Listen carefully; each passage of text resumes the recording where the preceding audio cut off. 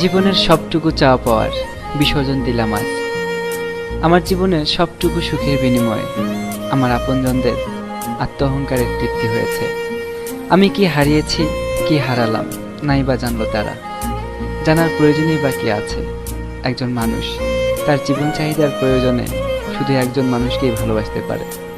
আমার জীবনেও এর ব্যতিক্রম নয়। তাকে কখনো ভুলে যেতে পারবো না।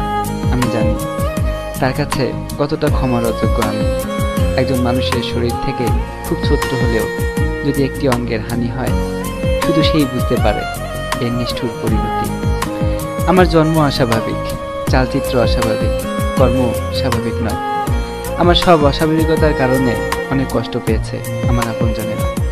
তার তুলনায় আমার ভালোবাসা কিংবা আমার সেই ভালোবাসার মানুষটি হয়তো খুবই ঠুনকো। ওদের বোঝাতে পারলাম না এই ঠুনকো ভালোবাসাটুকু হারিয়ে আমার সমস্ত শরীরটাকে কতটা বিকলঙ্গ করেছি আমি। আমি কারো জীবনেই সুখের হতে পারলাম না। জন্মেছি কষ্ট দিয়ে, মৃত্যুটা এর কতটুকু ব্যতিক্রম হবে আমি জানি না। সুখ আমার জন্য নয়, আমি সুখের জন্য নই।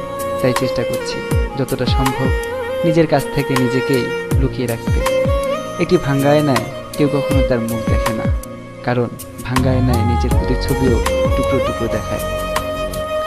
এটা কেউ ব্যবহার করে না, ফেলে দেয় কোনো আবর্জনার স্তূপে।